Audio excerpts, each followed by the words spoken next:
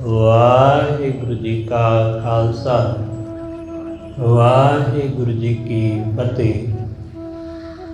ਪਰਮ ਸਨਮਾਨਯੋਗ ਸਤਿਗੁਰਾਂ ਦੇ ਚਰਨਾਂ ਵਿੱਚ ਜੁੜ ਮਿਲ ਬੈਠੇ ਰੱਬ ਰੂਪ ਗੁਰਮੁਖ ਸਤਸੰਗੀ ਜਨ, ਸਤਿਗੁਰੂ ਜੀ ਦੀ ਬਖਸ਼ਿਸ਼ ਮਹਿਰਾਮਤ ਦਾ ਸਦਕਾ ਗੁਰੂ ਦਰ ਤੇ ਜੁੜਨ ਦਾ ਸੁਭਾਗ ਸਮਾਂ ਨਸੀਬ ਹੋਇਆ। ਸਤਿਗੁਰੂ ਜੀ ਦੀ ਇਲਾਹੀ ਅੰਮ੍ਰਿਤਮਈ ਬਾਣੀ ਦਾ ਕੀਰਤਨ ਗੁਰੂ ਕੇ ਪਿਆਰੇ ਕੀਰਤਨੀਆਂ ਪਾਸੋਂ ਆਪ ਜੀ ਨੇ ਸਰਵਣ ਕੀਤਾ।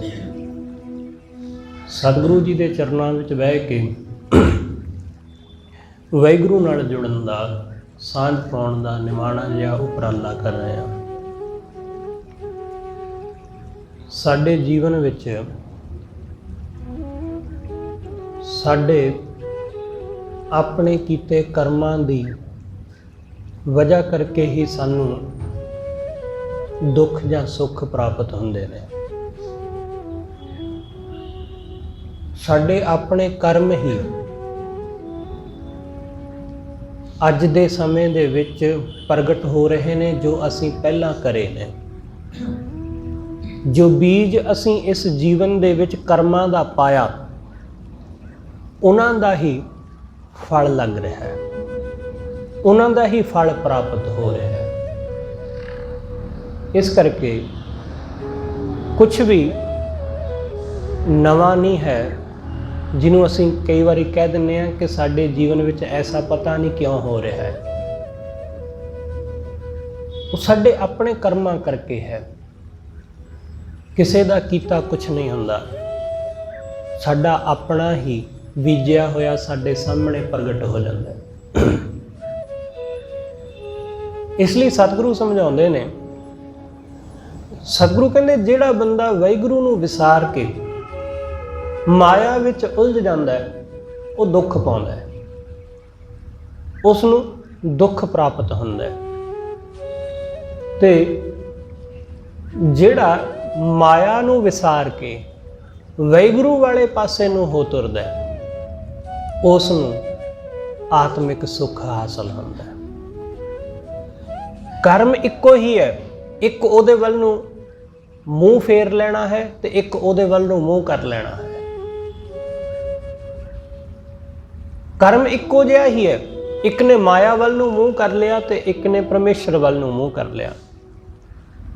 ਜਿਹੜਾ ਪਰਮੇਸ਼ਰ ਵੱਲ ਨੂੰ ਮੂੰਹ ਕਰਕੇ ਤੁਰ ਪਿਆ, ਸਨਮੁਖ ਹੋ ਗਿਆ, ਗੁਰਮੁਖ ਹੋ ਗਿਆ, ਸਤਿਗੁਰੂ ਕਹਿੰਦੇ ਉਹਦੇ ਜੀਵਨ ਵਿੱਚ ਸੁੱਖ ਆ ਗਿਆ। ਤੇ ਜਿਹਨੇ ਮਾਇਆ ਵੱਲ ਨੂੰ ਮੂੰਹ ਕਰ ਲਿਆ, ਉਹਦੇ ਜੀਵਨ ਵਿੱਚ ਦੁੱਖ ਆ ਗਿਆ। ਦੇਖਣ ਨੂੰ ਹੋ ਸਕਦਾ ਇੰਜ ਜਾਪੇ ਕਿ ਜਿਹੜਾ ਮਾਇਆ ਵੱਲ ਨੂੰ ਮੂੰਹ ਕਰਕੇ ਤੁਰਿਆ, ਉਹਨੂੰ ਚੀਜ਼ਾਂ ਬਹੁਤ ਮਿਲ ਗਈਆਂ, ਉਹਨੂੰ ਸੁੱਖ ਸਹੂਲਤਾਂ ਬਹੁਤ ਹਾਸਲ ਹੋ ਗਈਆਂ, ਪੈਸਾ ਬਹੁਤ ਹਾਸਲ ਹੋ ਗਿਆ, ਪਰ ਸੁੱਖ ਨਹੀਂ। ਦੂਸਰੇ ਪਾਸੇ ਜਿਹੜਾ ਗੁਰਮੁਖ ਹੋ ਕੇ ਵਾਹਿਗੁਰੂ ਵੱਲ ਨੂੰ ਮੁਖ ਕਰਕੇ ਤੁਰਿਆ, ਉਸ ਨੂੰ ਪੈਸਾ ਭਾਵੇਂ ਬਹੁਤਾ ਨਾ ਹਾਸਲ ਹੋਇਆ ਹੋਵੇ, ਸੁੱਖ ਸਹੂਲਤਾਂ ਭਾਵੇਂ ਬਹੁਤੀਆਂ ਨਾ ਮਿਲੀਆਂ ਹੋਣ, ਪਰ ਆਤਮਿਕ ਆਨੰਦ, ਆਤਮਿਕ ਸੁੱਖ ਬਹੁਤ ਹਾਸਲ ਹੋਇਆ। ਇਸ ਲਈ ਸਤਿਗੁਰੂ ਕਹਿੰਦੇ ਆਪਣੇ ਕਰਮਾਂ ਕਰਕੇ ਹੀ ਹੈ ਸਭ, ਆਪਣੇ ਕਰਮਾਂ ਕਰਕੇ। ਅੱਜ ਦੇ ਇਸ ਬਚਨ ਅੰਦਰ ਗੁਰੂ ਅਰਜਨ ਦੇਵ ਮਹਾਰਾਜ ਸਾਨੂੰ ਸੋਝੀ ਦਿੰਦਿਆਂ ਸਮਝਾਉਂਦੇ। ਸਤਿਗੁਰੂ ਕਹਿੰਦੇ, ਹੇ ਸੱਚੇ ਪਾਤਸ਼ਾਹ, ਅਸੀਂ ਆਪਣੇ ਕੀਤੇ ਕਰਮਾਂ ਕਰਕੇ ਤੇਰੇ ਨਾਲੋਂ ਵਿਛੜੇ ਹਾਂ, ਕਿਉਂਕਿ ਅਸੀਂ ਮਾਇਆ ਵੱਲ ਨੂੰ ਜੱਦੋ-ਜਹਿਦ ਕੀਤੀ, ਚੀਜ਼ਾਂ ਨੂੰ ਹਾਸਲ ਕਰਨ ਦੇ ਯਤਨ ਕੀਤੇ ਤੇ ਚੀਜ਼ਾਂ ਨੂੰ ਹਾਸਲ ਕਰਨ ਦੇ ਵਿੱਚ ਹੀ ਹਮੇਸ਼ਾ ਉਲਝੇ ਰਹੇ, ਵਿਸ਼ਿਆਂ ਵਿਕਾਰਾਂ ਦੇ ਵਿੱਚ ਹੀ ਉਲਝੇ ਰਹੇ। ਅਸੀਂ ਇਹੀ ਜਾਣਦੇ ਰਹੇ ਕਿ ਇਹਨਾਂ ਚੀਜ਼ਾਂ ਵਿੱਚ ਹੀ ਸੁੱਖ ਹੈ, ਵਾਸਨਾਵਾਂ ਨੂੰ ਭੋਗਣ ਵਿੱਚ ਹੀ ਲੱਗੇ ਰਹੇ। ਇਹਨਾਂ ਵਿੱਚ ਐਸੇ ਉਲਝੇ ਕਿ ਤੇਰੇ ਨਾਲੋਂ ਵਿਛੜ ਗਏ। ਤੇਰੇ ਨਾਲੋਂ ਸਾਡੀ ਸਾਂਝ ਜਿਹੜੀ ਹੈ ਉਹ ਬਣ ਹੀ ਨਾ ਸਕੀ, ਉਹ ਟੁੱਟ ਗਏ। किरत कर्म के बिछुड़े कर कृपा ਮੇਲੋ ਰਾਮ। हे सच्चे पातशाह, ਹੁਣ ਇਸ ਗੱਲ ਦਾ ਅਹਿਸਾਸ ਹੋਇਆ, ਹੁਣ ਇਸ ਗੱਲ ਦੀ ਸਮਝ ਆਈ ਕਿ ਇਹਨਾਂ ਕਰਮਾਂ ਦੇ ਬੰਧਨਾਂ ਵਿੱਚ ਐਸੇ ਅਸੀਂ ਵੱਜ ਗਏ ਹਾਂ ਕਿ ਇਹਨਾਂ ਦੇ ਵਿੱਚੋਂ ਨਿਕਲਣਾ ਬੜਾ ਔਖਾ ਹੈ। ਤੂੰ ਕਿਰਪਾ ਕਰ, ਰਹਿਮਤ ਕਰਕੇ ਸਾਨੂੰ ਇਹਨਾਂ ਕਰਮਾਂ ਦੇ ਕਿਰਤ ਕਰਮ ਦੇ ਚੱਕਰ ਦੇ ਵਿੱਚੋਂ ਕੱਢ ਕੇ ਆਪਣੇ ਚਰਨਾਂ ਨਾਲ ਜੋੜ ਲੈ। ਮਾਇਆ ਦੇ ਝਮੇਲੇ ਐਸੇ ਨੇ, ਮਾਇਆ ਦੇ ਝੰਜਟ ਐਸੇ ਨੇ ਕਿ ਅਸੀਂ ਇੱਕ ਕਦਮ ਤੇਰੇ ਵੱਲ ਨੂੰ ਜੇ ਪੁੱਟਦੇ ਵੀ ਹਾਂ ਤਾਂ ਮਨ ਸਾਡਾ ਸਾਨੂੰ ਫਿਰ ਮਾਇਆ ਵੱਲ ਨੂੰ ਲੈ ਜਾਂਦਾ ਹੈ, ਮਨ ਫਿਰ ਵਾਸਨਾਵਾਂ ਵੱਲ ਨੂੰ ਲੈ ਜਾਂਦਾ ਹੈ, ਮਨ ਫਿਰ ਵਿਸ਼ਿਆਂ ਵਿਕਾਰਾਂ ਵੱਲ ਨੂੰ ਲੈ ਜਾਂਦਾ ਹੈ। ਇਸ ਲਈ ਤੂੰ ਰਹਿਮਤ ਕਰ, ਕਿਰਪਾ ਕਰ ਤੇ ਸਾਨੂੰ ਆਪਣੇ ਚਰਨਾਂ ਨਾਲ ਜੋੜ ਲੈ। ਕਿਰਤ ਕਰਮ ਕੇ ਵਿਛੋੜੇ, ਕਰ ਕਿਰਪਾ ਮੇਲੋ ਰਾਮ। ਚਾਰ ਕੁੰਟ 10 ਦਿਸ਼ ਭ੍ਰਮੇ। ਚਾਰੇ ਕੁੰਡਾਂ ਵਿੱਚ, ਚਾਰੇ ਦਿਸ਼ਾਵਾਂ ਵਿੱਚ ਅਸੀਂ ਭਟਕ ਕੇ ਹਾਰ ਗਏ। ਸਾਰੇ ਪਾਸੇ ਭਟਕ ਕੇ ਫਿਰ ਕੇ ਵੇਖ ਲਿਆ, ਕਿਤੇ ਵੀ ਸੁੱਖ ਨਹੀਂ ਹੈ, ਕਿਤੇ ਵੀ ਆਨੰਦ ਨਹੀਂ ਹੈ। ਚਾਰ ਕੁੰਟ 10 ਦਿਸ਼ ਭ੍ਰਮੇ, ਥੱਕ ਆਏ ਪ੍ਰਭ ਕੀ ਸਾਮ। ਹੁਣ ਪ੍ਰਭੂ ਦੀ ਸਾਮ ਵਿੱਚ, ਪ੍ਰਭੂ ਦੀ ਸ਼ਰਨ ਵਿੱਚ ਆ ਗਏ। ਜਦੋਂ ਤੱਕ ਬੰਦਾ ਮਾਇਆ ਦੇ ਵਿੱਚ ਪੂਰੀ ਤਰ੍ਹਾਂ ਭਟਕ ਨਹੀਂ ਜਾਂਦਾ, ਉਦੋਂ ਤੱਕ ਉਹ ਸਹੀ ਮਾਰਗ ਤੇ ਤੁਰਨ ਵਾਲੇ ਪਾਸੇ ਵਿਚਾਰ ਵੀ ਨਹੀਂ ਕਰਦਾ।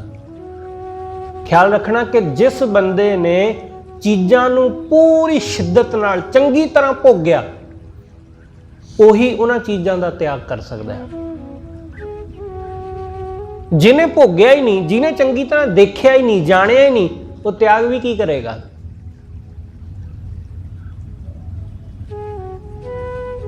ਬਹੁਤ ਸਾਰੇ ਲੋਕ ਐਸੇ ਨੇ, ਜ਼ਿਆਦਾਤਰ ਗਿਣਤੀ ਐਸੇ ਲੋਕਾਂ ਦੀ ਹੀ ਹੈ ਜਿਨ੍ਹਾਂ ਨੇ ਪਦਾਰਥਾਂ ਨੂੰ, ਵਸਤੂਆਂ ਨੂੰ ਚੰਗੀ ਤਰ੍ਹਾਂ ਹਾਲੇ ਤੱਕ ਜਾਣਿਆ ਹੀ ਨਹੀਂ।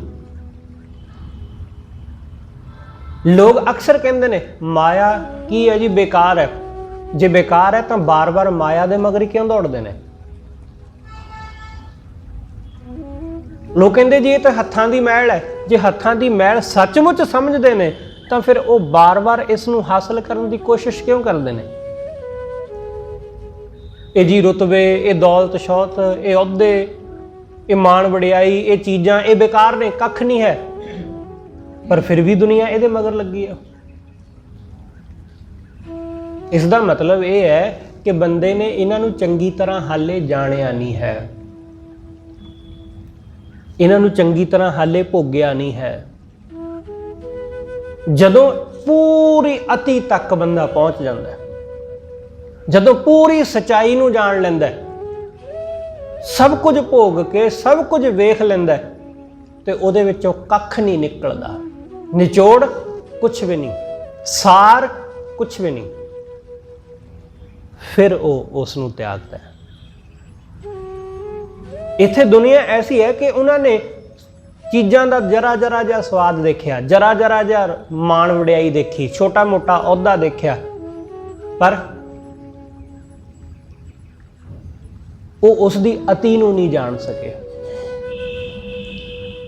ਐਸੇ ਬਹੁਤ ਸਾਰੇ ਭਗਤ ਨੇ, ਗੁਰਮੁਖ ਨੇ, ਸਾਧੂ ਜਨ ਨੇ ਜਿਹੜੇ ਇੱਕ ਪਲ ਵਿੱਚ ਸਭ ਕੁਝ ਛੱਡ ਕੇ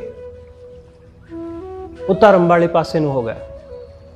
ਇੱਕ ਪਲ, ਇੱਕ ਸੈਕਿੰਡ ਨਹੀਂ ਲੱਗਾ। ਕਿਉਂ? ਕਿਉਂਕਿ ਉਹਨਾਂ ਨੇ ਮਾਇਆ ਭੋਗ ਕੇ ਵੇਖ ਲਈ, ਪਰ ਉਹਦੇ ਵਿੱਚ ਕੱਖ ਨਹੀਂ ਸੀ। ਸੁੱਖ ਸਹੂਲਤਾਂ ਸਭ ਦੇਖ ਲਈਆਂ, ਉਹਦੇ ਵਿੱਚੋਂ ਕੁਝ ਹਾਸਲ ਹੁੰਦਾ ਨਜ਼ਰ ਨਹੀਂ ਆਇਆ, ਤੇ ਫਿਰ ਉਹ ਥੱਕ ਕੇ ਮਾਇਆ ਵੱਲੋਂ ਥੱਕ ਗਏ।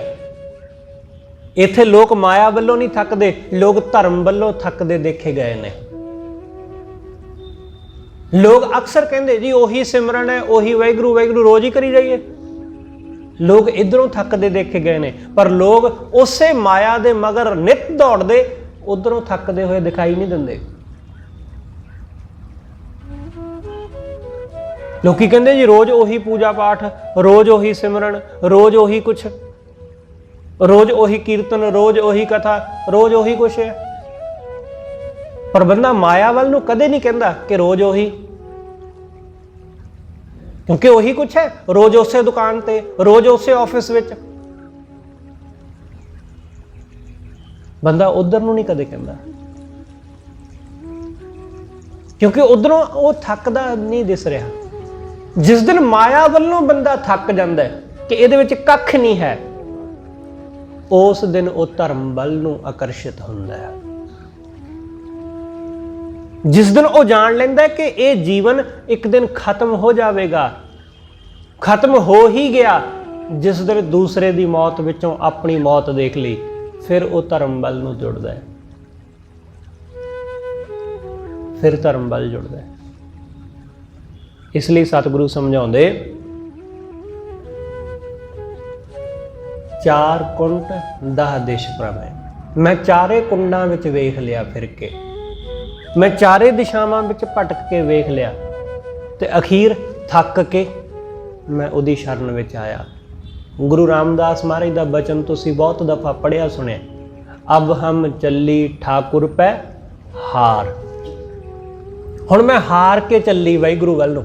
ਕਿਉਂ ਹਾਰ ਕੇ? ਕਿਉਂ ਹਾਰ ਕੇ? ਇਸ ਲਈ ਕਿ ਜਿਸ ਮਾਇਆ ਨੂੰ ਜਿੱਤਣ ਦੀ ਕੋਸ਼ਿਸ਼ ਕਰ ਰਹੇ ਸੀ, ਉਸ ਮਾਇਆ ਨੂੰ ਜਿੱਤ ਕੇ ਪਤਾ ਲੱਗਾ ਕਿ ਇਹਦੇ ਵਿੱਚ ਕੱਖ ਨਹੀਂ ਹੈ। ਸਿਕੰਦਰ ਵਰਗੇ ਦੁਨੀਆ ਨੂੰ ਜਿੱਤ ਲੈਂਦੇ ਨੇ, ਪਰ ਜਿੱਤ ਕੇ ਹਾਰ ਜਾਂਦੇ ਨੇ, ਜਿੱਤ ਕੇ ਹਾਰ ਜਾਂਦੇ। ਦੁਨੀਆ ਜਿੱਤ ਲਈ ਪਰ ਅਖੀਰ ਹਾਰ ਗਿਆ।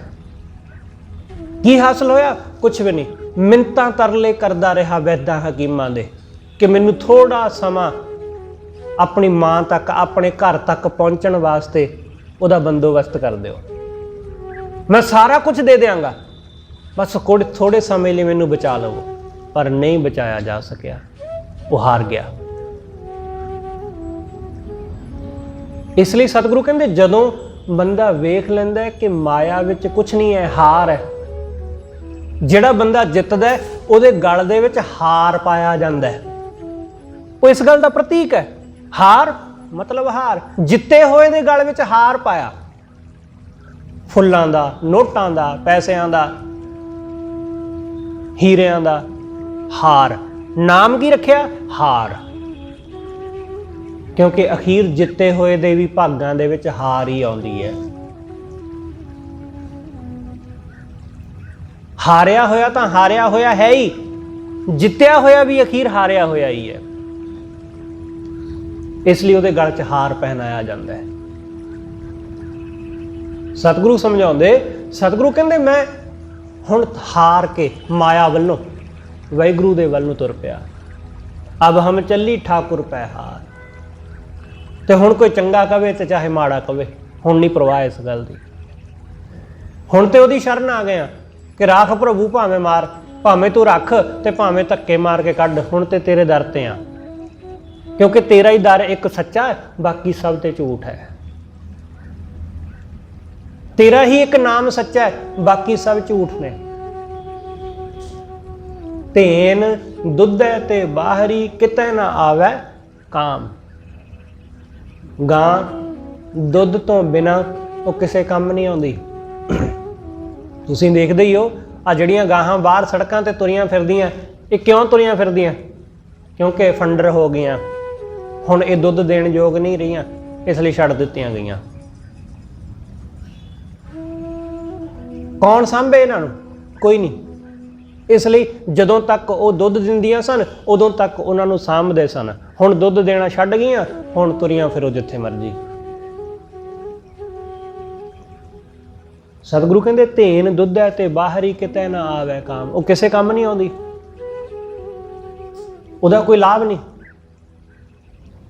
ਜਲ ਬਿਨ ਸਾਖ ਕੁਮਲਾਵਤੀ, ਪਾਣੀ ਤੋਂ ਬਿਨਾਂ ਸ਼ਾਖਾਂ ਕੁਮਲਾ ਜਾਂਦੀਆਂ ਹਨ। ਪਾਣੀ ਤੋਂ ਬਿਨਾਂ ਫਸਲਾਂ ਸੁੱਕ ਜਾਂਦੀਆਂ। ਜਲ ਬਿਨ ਸਾਖ ਕੁਮਲਾਵਤੀ, ਉਪਜੈ ਨਾਹੀ ਦਾਮ। ਫਸਲ ਸੁੱਕ ਜਾਂਦੀ ਹੈ ਤਾਂ ਫਿਰ ਉਸ ਫਸਲ ਤੋਂ ਦਾਮ ਨਹੀਂ ਮਿਲਦਾ, ਲਾਭ ਨਹੀਂ ਹਾਸਲ ਹੁੰਦਾ, ਉਹਦਾ ਮੁੱਲ ਨਹੀਂ ਮਿਲਦਾ।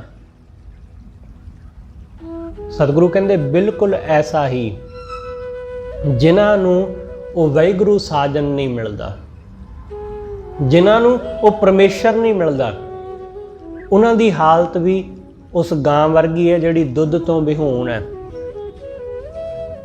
ਉਹਨਾਂ ਦੀ ਹਾਲਤ ਵੀ ਉਹਨਾਂ ਸੁੱਕੀਆਂ ਹੋਈਆਂ ਫਸਲਾਂ ਵਾਲੀ ਹੈ, ਸੁੱਕੀਆਂ ਸ਼ਾਖਾਵਾਂ ਵਾਲੀ ਹੈ, ਜਿਨ੍ਹਾਂ ਨੂੰ ਪਾਣੀ ਨਹੀਂ ਮਿਲਿਆ।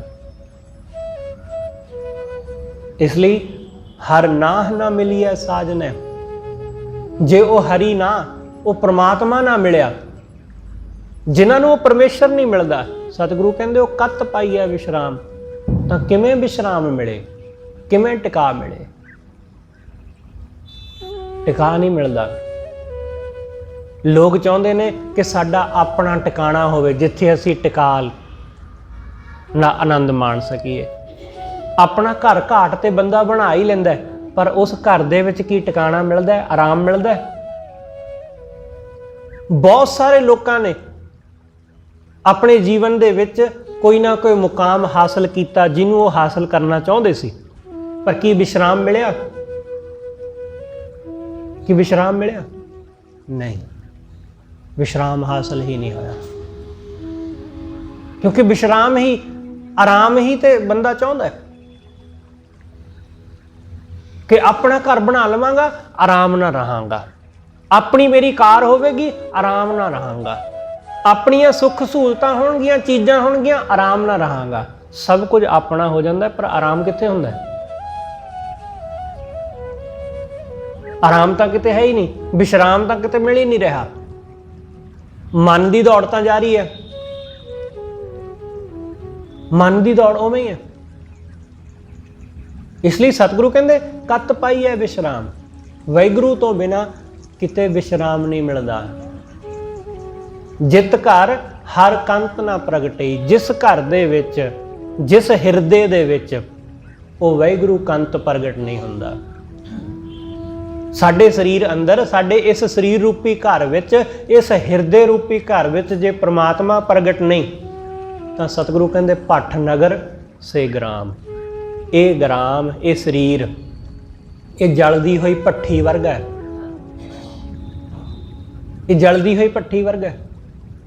ਜਿਹੜਾ ਅੰਦਰੋਂ ਸੜਿਆ ਹੋਇਆ, ਉਹਦੇ ਹਾਵ ਭਾਵ ਵੀ ਈਰਖਾਲੂ, ਖਿਜੇ ਹੋਏ, ਹਮੇਸ਼ਾ ਝਗੜਾਲੂ ਬਿਰਤੀ ਵਾਲਾ ਇਹੋ ਜਿਹਾ ਹੈ।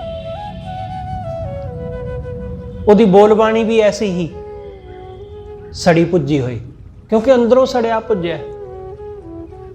ਸਤਿਗੁਰੂ ਕਹਿੰਦੇ ਫਿਰ ਇਹੋ ਜਿਹੇ ਬੰਦੇ ਨੂੰ, ਜਿਹਦੇ ਹਿਰਦੇ ਵਿੱਚ ਰੱਬ ਨਹੀਂ ਹੈ, ਵਾਹਿਗੁਰੂ ਨਹੀਂ ਹੈ, ਉਹ ਜਲਦੀ ਹੋਈ ਭੱਠੀ ਸਮਾਨ ਹੈ।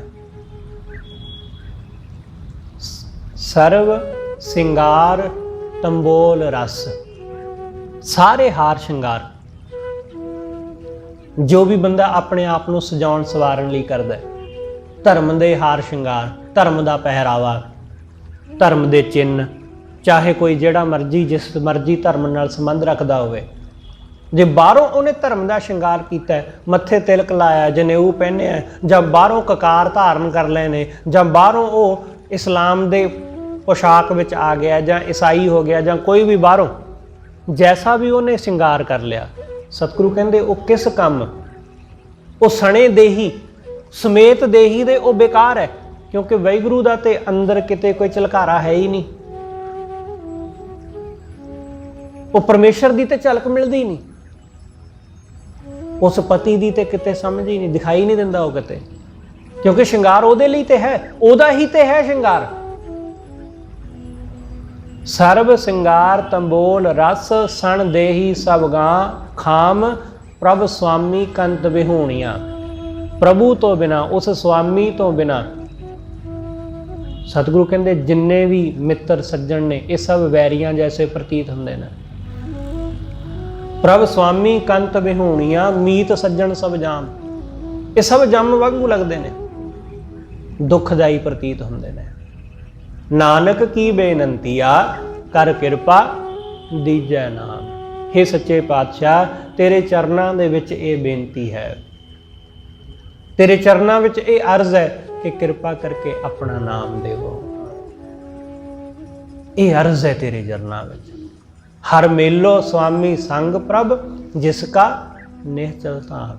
हे सच्चे पातशाह किरपा कर, जिहदा निश्चल धाम है, जिहदा टिकाणा हमेशा रहन वाला स्थिर, जो हमेशा रहेगा। वाहिगुरू दा धाम ही निश्चल है, उहदा घर ही निश्चल है। बाकी सब तो एक दिन बिनस ही जाएगा, बाकी तो सब दिन एक दिन खत्म हो ही जाएगा, टुट भज ही जाएगा। ये साडा शरीर भी ते साडा इट्टां सीमेंट दा घर भी, ये सब एक दिन मिट्टी विच मिट्टी हो जाना। इसलिए सतगुरु कहंदे निश्चल धाम उस वाहिगुरू दा है जिहड़ा कदे चलाए मान नहीं, जिन्हों अबचल कहा गुरु साहब ने कि वह नगर, उस वाहिगुरू दा नगर अबचल है, वो आहानी पुरख है, ना आवे ना जाए, वो वाला। इसलिए सतगुरु कहंदे हर मेलो स्वामी संग प्रभ। हे वाहिगुरू किरपा कर, उहदे नाल मिला, अपने नाल मिला।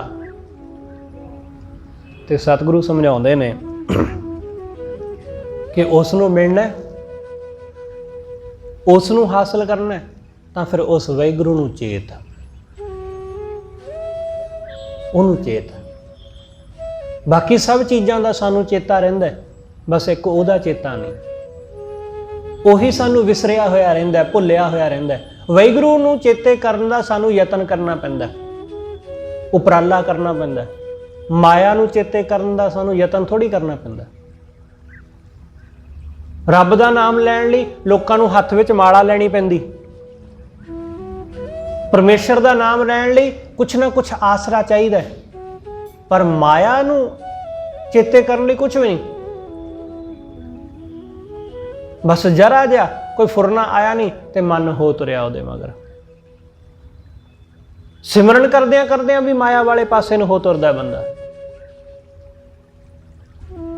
सतगुरु कहंदे उस वाहिगुरू नूं चेत, ते उस नूं चेतन नाल बड़ा आनंद आउंदा है। चेत गोविंद आराधी है, उस वाहिगुरू नूं आराध इस चेत विच, उस परमेश्वर नूं। साडी धारना कुछ होर हिसाब दी हुंदी है। असीं लोग बेशक पढ़ लिख जाते हैं, बहुत स्टडी कर लेंदे हैं, पर साडी धारना यही हुंदी है कि साल दा पहला दिन, चाहे वह जनवरी दा होवे ते चाहे वह साडा चेत दा होवे, कि साल दे पहले दिन विच बंदा कुछ चंगा करे तो फिर सारा दिन, सारा महीना या सारा साल चंगा हुंदा है। पर ख्याल रखना, ये साडी धारना बहुती ठीक नहीं है। सतगुरु की कहंदे ने, सतगुरु कुछ वखरा कह रहे हैं साडी गल नालों। सतगुरु कहंदे तू उस वाहिगुरू नूं आराध, तू उस परमेश्वर नूं सिमर चेत विच। चेत दे इस आरंभ तो, नवें साल दी आरंभता उस वाहिगुरू नूं सिमरन तो कर, उस परमेश्वर नूं आराधन तो कर। चेत गोविंद आराधी है, उस वाहिगुरू नूं आराध, होवे आनंद घना, बहुत आनंद होवेगा। ते यही तो असीं चाहुंदे हां। असीं होर चाहुंदे की हां? असीं यही चाहुंदे हां कि आनंद होवे साडे जीवन विच। हर बंदा चाहुंदा है कि आनंद होवे, सुख होवे। सुख ही ते साडी तलाश है, सुख ही ते साडी वासना है, सुख ही ते साडी कामना है, सुख ही ते साडी मंग है। सुख तो बिना होर है की? असीं इत्थे सुख दे लालच करके ही बैठे हां गुरु दे दर। कोई तुहाडी ऐसी अरदास है जिहदे विच तुसीं सुख शांति ना मंगी होवे? शायद ही होवे। साडी हर अरदास विच सुख शांति दी मंग जरूर हुंदी है कि सुख होवे। सतगुरु कहंदे होएगा सुख, पर तू शर्त तां पूरी कर। की शर्त? चेत गोविंद आराधी है। तू उसनूं आराधन दी जो कंडीशन है उहनूं ते पूरा कर।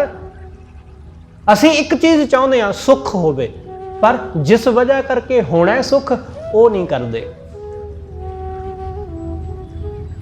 उसनूं नहीं करदे। चेत गोविंद आराधी है, होवे आनंद घना, संत जना मिल पाई है। संत जना नाल, साधुआं नाल, गुरमुखां नाल बह के ਉਸ ਵਾਹਿਗੁਰੂ ਨੂੰ ਪਾ ਲਈਦਾ ਹੈ। ਗੁਰਮੁਖਾਂ ਦੇ ਨਾਲ ਬਹਿ ਕੇ, ਸੰਤ ਜਨਾਂ ਦੇ ਨਾਲ ਮਿਲ ਕੇ, ਸੰਤ ਜਨਾਂ ਮਿਲ ਪਾਈਐ ਰਸਨਾ ਨਾਮ ਭਣਾ। ਉਹਨਾਂ ਦੇ ਨਾਲ ਬਹਿ ਕੇ ਰਸਨਾ ਤੋਂ ਵਾਹਿਗੁਰੂ ਨੂੰ ਭਣਨ, ਭਣਨ ਮਤਲਬ ਬੋਲਣਾ, ਉਚਾਰਨਾ, ਰਸਨਾ ਤੋਂ ਉਸ ਨੂੰ ਗਾਉਣ ਦਾ, ਉਸ ਨੂੰ ਸਿਮਰਨ ਦਾ ਅਵਸਰ ਹਾਸਲ ਹੁੰਦਾ ਹੈ। ਕਿਉਂਕਿ ਸਾਧੂ ਦੇ ਸੰਗ, ਗੁਰੂ ਦੇ ਸੰਗ ਮਾਹੌਲ ਐਸਾ ਬਣ ਜਾਂਦਾ ਹੈ, ਗੁਰੂ ਦੇ ਸੰਗ ਐਸਾ ਆਨੰਦ ਬਣ ਜਾਂਦਾ ਹੈ ਕਿ ਬੰਦਾ ਆਪਣੇ ਆਪ ਹੋ ਤੁਰਦਾ ਹੈ ਉਸ ਪਾਸੇ ਨੂੰ। ਕੁਝ ਕਹਿਣਾ ਨਹੀਂ ਪੈਂਦਾ, ਗੁਰੂ ਕਹਿੰਦਾ ਥੋੜੀ ਨਾ ਕੁਛ। ਜਿਵੇਂ ਸੂਰਜ ਦਾ ਜਦੋਂ ਪ੍ਰਕਾਸ਼ ਹੁੰਦਾ ਕਿ ਸੂਰਜ ਦੇ ਪ੍ਰਕਾਸ਼ ਨਾਲ ਕਦੇ ਐਸਾ ਹੁੰਦਾ ਕਿ ਸੂਰਜ ਇਕੱਲੇ ਇਕੱਲੇ ਫੁੱਲ ਦੇ ਵਿੱਚ ਰਸ ਭਰਦਾ ਹੋਵੇ, ਉਹ ਇਕੱਲੇ ਇਕੱਲੇ ਫਲ ਦੇ ਵਿੱਚ ਰਸ ਭਰਦਾ ਹੋਵੇ? ਨਹੀਂ, ਉਹਦਾ ਕੰਮ ਤੇ ਪ੍ਰਕਾਸ਼ ਕਰਨਾ ਹੈ। ਉਹਦੀਆਂ ਕਿਰਨਾਂ, ਉਹਦਾ ਪ੍ਰਕਾਸ਼ ਆਪਣਾ ਕੰਮ ਕਰ ਦਿੰਦਾ ਹੈ, ਫੁੱਲਾਂ ਵਿੱਚ ਖੁਸ਼ਬੂ ਭਰ ਦਿੰਦਾ ਹੈ, ਫਲਾਂ ਵਿੱਚ ਰਸ ਭਰ ਦਿੰਦਾ ਹੈ। ਉਹਦੀ ਮੌਜੂਦਗੀ, ਉਹਦੇ ਪ੍ਰਕਾਸ਼ ਦੀ ਮੌਜੂਦਗੀ, ਬਸ ਸਾਧੂ ਦੀ ਮੌਜੂਦਗੀ ਵਿੱਚ ਹੋਣਾ ਕਾਫੀ ਹੁੰਦਾ ਹੈ। ਗੁਰੂ ਦੀ ਮੌਜੂਦਗੀ ਵਿੱਚ ਸਾਡੇ ਮਨ ਦਾ ਮੌਜੂਦ ਹੋਣਾ ਕਾਫੀ ਹੁੰਦਾ ਹੈ। ਇਹ ਨਾ ਹੋਵੇ ਕਿ ਅਸੀਂ ਪੱਤਿਆਂ ਦੇ ਓਹਲੇ ਲੁਕੇ ਰਹਿ ਜਾਈਏ, ਜਿਵੇਂ ਕੋਈ ਫੁੱਲ ਜਾਂ ਕੋਈ ਫਲ ਪੱਤਿਆਂ ਦੇ ਓਹਲੇ ਲੁਕਿਆ ਰਹਿ ਜਾਏ, ਪ੍ਰਕਾਸ਼ ਤੋਂ ਓਝਲ ਹੋ ਜਾਏ, ਰੌਸ਼ਨੀ ਤੋਂ, ਸੂਰਜ ਦੀ ਪਹਿਲੀ ਕਿਰਨ ਤੋਂ ਉਹ ਓਹਲੇ ਹੋ ਜਾਵੇ। ਕਿਤੇ ਐਸਾ ਨਾ ਹੋਵੇ ਕਿ ਅਸੀਂ ਗੁਰੂ ਦੇ ਦਰ ਬੈਠੇ ਰਹੀਏ ਤੇ ਮਨ ਸਾਡਾ ਗੁਰੂ ਦੇ ਪ੍ਰਕਾਸ਼ ਤੋਂ ਓਝਲ ਹੋ ਜਾਏ। ਕਦੋਂ ਹੁੰਦਾ? ਅਕਸਰ ਹੁੰਦਾ ਜਦੋਂ ਕੋਈ ਫੁਰਨਾ ਆਉਂਦਾ ਤੇ ਮਨ ਨਿਕਲ ਜਾਂਦਾ। ਜਦੋਂ ਮਨ ਨਿਕਲ ਜਾਂਦਾ ਤਾਂ ਉਹਦੇ ਪ੍ਰਕਾਸ਼ ਤੋਂ ਖਾਲੀ ਰਹਿ ਜਾਂਦਾ ਹੈ। ਇਸ ਲਈ ਫਿਰ ਹਾਸਲ ਕੁਝ ਵੀ ਨਹੀਂ ਹੁੰਦਾ। ਬੰਦਾ ਕਹਿੰਦਾ ਜੀ ਮੈਂ ਤਾਂ 2 ਘੰਟੇ ਰੋਜ਼ ਬਹਿ ਕੇ ਆਉਣਾ ਗੁਰੂ ਦੇ ਦਰ, ਪਰ ਉਹਦੀ ਰਹਿਮਤ ਹਾਸਲ ਹੀ ਨਹੀਂ ਕਰ ਪਾਉਂਦਾ, ਉਹਦੀ ਬਖਸ਼ਿਸ਼ ਲੈ ਹੀ ਨਹੀਂ ਪਾਉਂਦਾ। ਲੋਕ ਕਹਿੰਦੇ ਨੇ ਜੀ ਬੈਠਦੇ ਆ, ਅਸੀਂ ਤਾਂ ਰੋਜ਼ ਬੈਠਦੇ ਆ ਸੂਰਜ ਦੇ ਸਾਹਮਣੇ, ਧੁੱਪ ਲੈਂਦੇ ਆ ਰੋਜ਼ ਸਵੇਰ ਨੂੰ, ਪਰ ਲਾਭ ਕੀ? ਕਿਉਂਕਿ ਸੂਰਜ ਦੀ ਕਿਰਨ ਨੂੰ ਤਾਂ ਬੰਦਾ ਸਰੀਰ ਨੂੰ ਛੂਹਣ ਹੀ ਨਹੀਂ ਦਿੰਦਾ, ਉਹ ਕਈ ਤਰ੍ਹਾਂ ਦੇ ਸਨਸਕ੍ਰੀਮ ਲਾ ਲੈਂਦਾ। ਉਹਨੇ ਸਨਸਕ੍ਰੀਮ ਲਾ ਲਈਆਂ, ਪਿੰਡੇ ਦੇ ਉੱਤੇ, ਸਰੀਰ ਦੇ ਉੱਤੇ ਮੜ ਲਈਆਂ ਤੇ ਬੈਠਾ ਰਿਹਾ 2 ਘੰਟੇ ਧੁੱਪੇ। ਸੂਰਜ ਦੀ ਕਿਰਨ ਦਾ ਲਾਭ ਇੱਕ ਵੀ ਨਹੀਂ ਹੋਇਆ, ਕਿਉਂਕਿ ਉਹਨੇ ਤਾਂ ਪਹਿਲੇ ਪ੍ਰੋਟੈਕਸ਼ਨ ਕਰ ਲਈ ਸੂਰਜ ਤੋਂ। ਸਾਡੀ ਹਾਲਤ ਬਿਲਕੁਲ ਐਸੀ ਹੈ ਕਿ ਗੁਰੂ ਸੂਰਜ ਦੇ ਕੋਲ ਅਸੀਂ ਬਹਿ ਤਾਂ ਜਾਂਦੇ ਹਾਂ, ਪਰ ਮਨ ਦੀ ਪ੍ਰੋਟੈਕਸ਼ਨ ਪਹਿਲਾਂ ਕਰ ਲੈਂਦੇ ਹਾਂ। ਮਨ ਨੂੰ ਬਚਾਉਣ ਦਾ ਬੰਦੋਬਸਤ ਪਹਿਲਾਂ ਕਰ ਲਿਆ।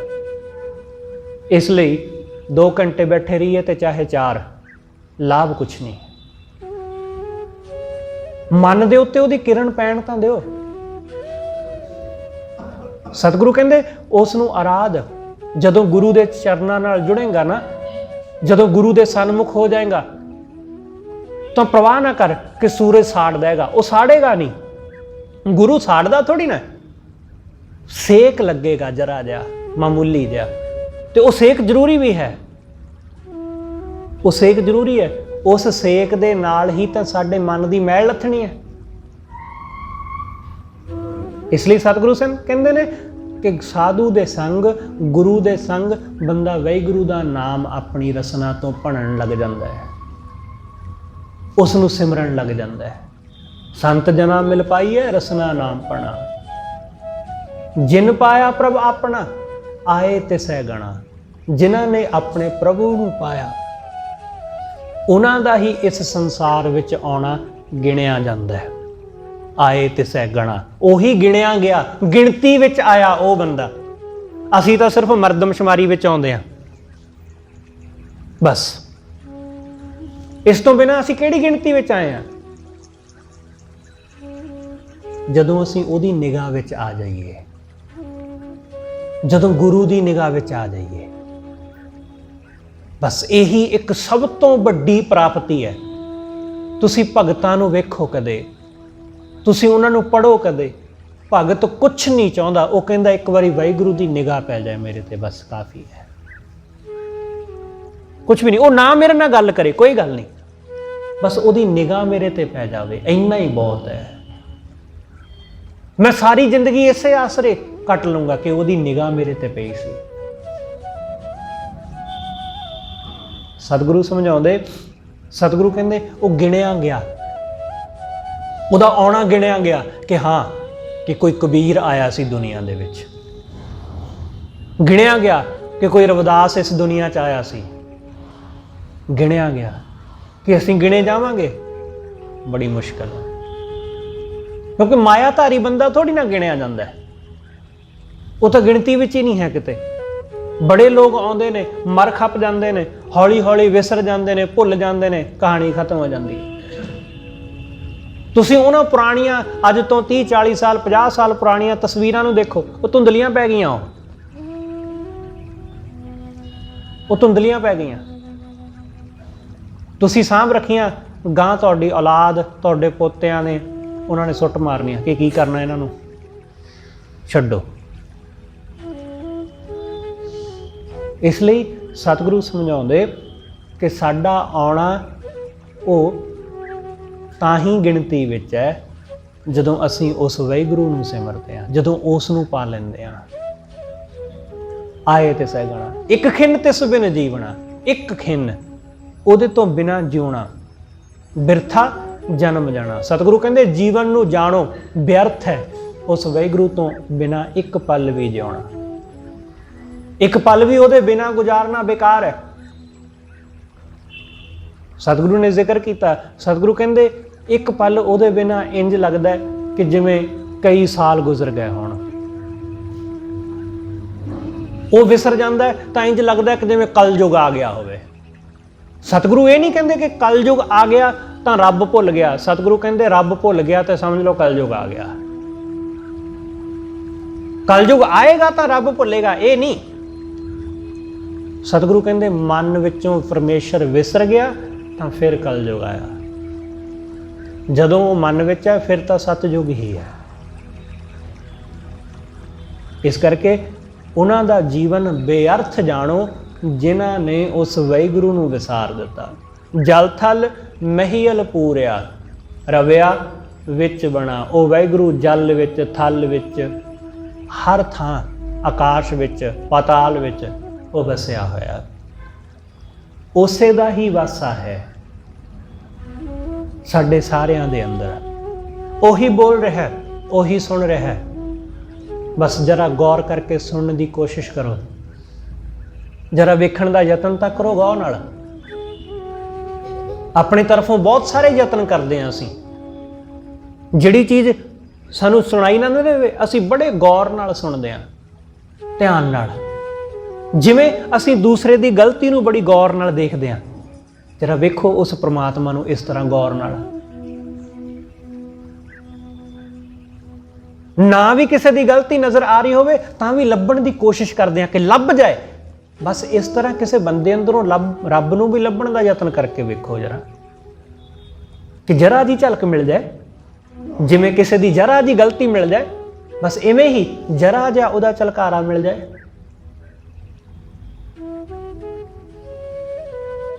ਸਤਿਗੁਰੂ ਕਹਿੰਦੇ ਵੇਖੋ, ਉਹ ਰਵਿਆ ਹੋਇਆ ਸਭ ਥਾਈਂ, ਉਹ ਵਸਿਆ ਹੋਇਆ ਸਭ ਥਾਈਂ।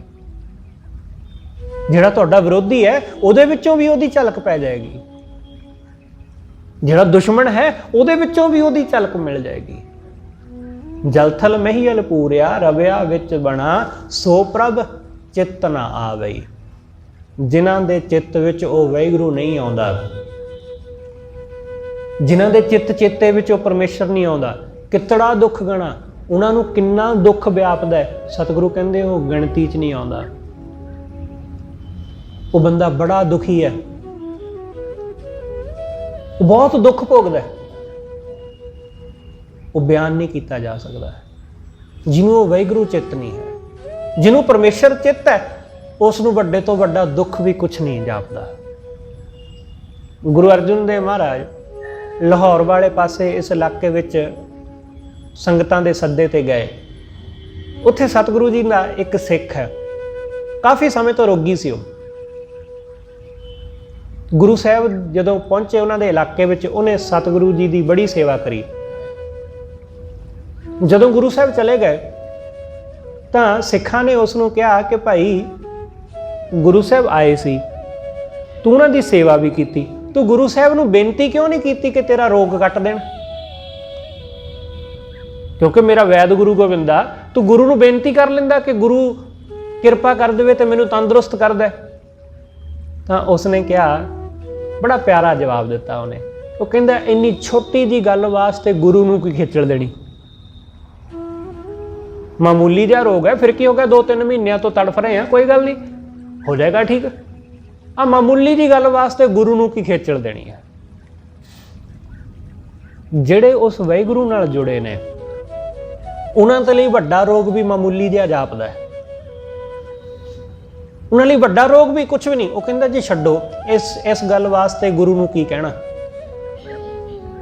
ਕਿਸੇ ਹੋਰ ਗੱਲ ਵਾਸਤੇ ਕਵਾਂਗੇ, ਜਿੱਥੇ ਗੁਰੂ ਦੀ ਤੋਂ ਬਿਨਾਂ ਬੇਨਤੀ ਕੀਤੇ ਬਿਨਾਂ ਸਰੇ ਹੀ ਨਾ, ਉੱਥੇ ਕਵਾਂਗੇ ਨਾ।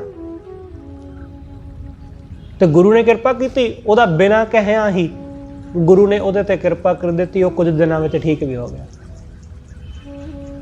ਇਸ ਲਈ ਸਤਿਗੁਰੂ ਕਹਿੰਦੇ ਜਿਹੜੇ ਉਸ ਵਾਹਿਗੁਰੂ ਨੂੰ ਵਿਸਾਰ ਦਿੰਦੇ ਨੇ, ਦੁੱਖ ਉਹਨਾਂ ਨੂੰ ਵਿਆਪਦਾ ਹੈ, ਦੁੱਖ ਉਹਨਾਂ ਨੂੰ ਆ ਚੰਬੜਦੇ ਨੇ। ਜਿਨੀ ਰਾਵਿਆ ਸੋ ਪ੍ਰਭੂ ਤਿਨਾ ਭਾਗ ਮਣਾ, ਜਿਨ੍ਹਾਂ ਨੇ ਉਸ ਪਿਆਰੇ ਪ੍ਰਭੂ ਨੂੰ ਰਾਵਿਆ ਉਹਨਾਂ ਦੇ ਵੱਡੇ ਭਾਗ ਨੇ, ਉਹਨਾਂ ਦੇ ਮਸਤਕ ਤੇ ਭਾਗ। ਹਰ ਦਰਸ਼ਨ ਕੋ ਮਨ ਲੋਚਦਾ, ਉਸ ਵਾਹਿਗੁਰੂ ਦੇ ਦਰਸ਼ਨਾਂ ਨੂੰ ਮਨ ਲੋਚਦਾ ਹੈ, ਉਹਦੀ ਲੋਚਾ, ਉਹਦੀ ਚਾਹਤ ਹੈ ਮਨ ਵਿੱਚ, ਹੋਰ ਕੁਝ ਵੀ ਨਹੀਂ। ਮਨ ਲੋਚਦਾ ਉਹਦਾ ਦੀਦਾਰ ਕਰਨਾ, ਅੱਖਾਂ ਲੱਭਦੀਆਂ ਫਿਰਦੀਆਂ ਨੇ ਕਿ ਉਹ ਦਿਸ ਪਵੇ ਕਿਤੇੋਂ, ਕਿਸੇ ਸਰੀਰ ਵਿੱਚੋਂ ਨਜ਼ਰ ਆ ਜਾਏ, ਕਿਸੇ ਉਹ ਆਪਣੇ ਪਸ਼ੂ ਪੰਛੀਆਂ ਵਿੱਚੋਂ, ਕੁਦਰਤ ਵਿੱਚੋਂ ਨਜ਼ਰ ਆ ਜਾਏ। ਮਨ ਲੱਭਦਾ ਫਿਰਦਾ ਉਸ ਨੂੰ, ਅੱਖਾਂ ਉਸ ਨੂੰ ਤੱਕਦੀਆਂ ਫਿਰਦੀਆਂ। ਹਰ ਦਰਸ਼ਨ ਕੋ ਮਨ ਲੋਚਦਾ, ਨਾਨਕ ਪਿਆਸ ਮਨਾ, ਉਸ ਵਾਹਿਗੁਰੂ ਦੇ ਦਰਸ਼ਨਾਂ ਦੀ ਪਿਆਸ ਹੈ ਇਸ ਮਨ ਵਿੱਚ। ਚੇਤ ਮਿਲਾਏ ਸੋ ਪ੍ਰਭੂ ਤਿਸ ਕੈ ਪਾਏ ਲੱਗਾ, ਜਿਹੜਾ ਮੈਨੂੰ ਉਸ ਪ੍ਰਭੂ ਨਾਲ ਮਿਲਾ ਦੇਵੇ, ਮੈਂ ਉਹਦੇ ਪੈਰੀ ਪੈ ਜਾਵਾਂ, ਮੈਂ ਉਹਦੇ ਚਰਨਾਂ ਨਾਲ ਜੁੜ ਜਾਵਾਂ। ਜਿਹੜਾ ਉਹਦੇ ਨਾਲ ਮਿਲਾਦਾ ਹੈ, ਜਿਹੜਾ ਉਸ ਵਾਹਿਗੁਰੂ ਨਾਲ ਜੋੜ ਦੇਵੇ, ਉਸ ਵਾਹਿਗੁਰੂ ਨਾਲ ਜੁੜ ਕੇ ਆਨੰਦ ਹੈ। ਤੇ ਥੋੜਾ ਨਹੀਂ, ਸਤਿਗੁਰੂ ਕਹਿੰਦੇ ਘਣਾ, ਬਹੁਤ ਜ਼ਿਆਦਾ। ਇਸ ਲਈ ਉਹਦੇ ਨਾਲ ਜੁੜਨਾ, ਚੀਜ਼ਾਂ ਨਾਲ ਨਹੀਂ। ਚੀਜ਼ਾਂ ਨਾਲ ਜੁੜ ਕੇ ਜੋ ਆਨੰਦ ਮਿਲਦਾ ਉਹ ਬਹੁਤ ਥੋੜਾ ਹੁੰਦਾ, ਉਹ ਬਹੁਤ ਥੋੜਾ। ਉਹ ਚੀਜ਼ਾਂ ਦੇ ਜਾਣ ਨਾਲ, ਖੁੱਸ ਜਾਣ ਨਾਲ, ਟੁੱਟ ਜਾਣ ਨਾਲ ਉਹ ਨਾਲ ਦੀ ਨਾਲ ਹੀ ਖਤਮ ਹੋ ਜਾਂਦਾ। ਇਸ ਲਈ ਜਿਹੜਾ ਵਾਹਿਗੁਰੂ ਨਾਲ ਜੁੜ ਕੇ ਆਨੰਦ ਹੈ, ਉਹ ਨਾ ਖੁੱਸਦਾ ਹੈ, ਨਾ ਟੁੱਟਦਾ ਹੈ, ਨਾ ਬਿਨਸਦਾ ਹੈ, ਕੁਛ ਵੀ ਨਹੀਂ, ਉਹ ਕਿਤੇ ਨਹੀਂ ਜਾਂਦਾ। ਇਸ ਲਈ ਉਹਦੇ ਨਾਲ ਜੁੜਨਾ, ਚੀਜ਼ਾਂ ਨਾਲ ਸਾਂਝ ਨਾ ਪਾਇਓ। ਚੀਜ਼ਾਂ ਦੀ ਨਾਲ ਸਾਂਝ ਸਿਰਫ ਇੰਨੀ ਹੈ ਕਿ ਹਾਂ ਇਸ ਚੀਜ਼ ਦਾ ਇਸਤੇਮਾਲ ਕਰਨਾ ਹੈ, ਗੱਡੀ ਹੈ ਇਹਦਾ ਇਸਤੇਮਾਲ ਕਰਨਾ ਆਉਣ ਜਾਣ ਵਾਸਤੇ, ਬਸ ਇਸ ਤੋਂ ਵੱਧ ਕੇ ਉਹਦਾ ਹੋਰ ਕੋਈ ਲਾਭ ਨਹੀਂ ਹੈ, ਹੋਰ ਕੁਛ ਨਹੀਂ ਉਹਦੇ ਵਿੱਚੋਂ ਹਾਸਲ ਹੋਣਾ। ਇਸੇ ਤਰ੍ਹਾਂ ਸਾਰੀਆਂ ਚੀਜ਼ਾਂ ਨੇ, ਉਹਨਾਂ ਦਾ ਸੁੱਖ ਥੋੜ੍ਹਾ ਚਿਰ ਹੁੰਦਾ, ਪਰ ਗੁਰੂ ਚਰਨਾਂ ਨਾਲ ਜੁੜ ਕੇ ਜਿਹੜਾ ਸੁੱਖ ਹਾਸਲ ਹੁੰਦਾ ਉਹ ਸਦੀਵ ਹੈ, ਉਹ ਸਦੀਵ। ਚਾਹੇ ਕੋਲ ਕੁਛ ਹੋਵੇ ਤੇ ਚਾਹੇ ਨਾ ਹੋਵੇ, ਸੁੱਖ ਹੀ ਸੁੱਖ, ਆਨੰਦ ਹੀ ਆਨੰਦ। ਇਹ ਰਹਿਮਤ ਕਰਕੇ ਸਤਿਗੁਰੂ ਸਾਰਿਆਂ ਨੂੰ ਐਸਾ ਰੱਬੀ ਸੁੱਖ, ਆਤਮਿਕ ਆਨੰਦ ਬਖਸ਼ੇ।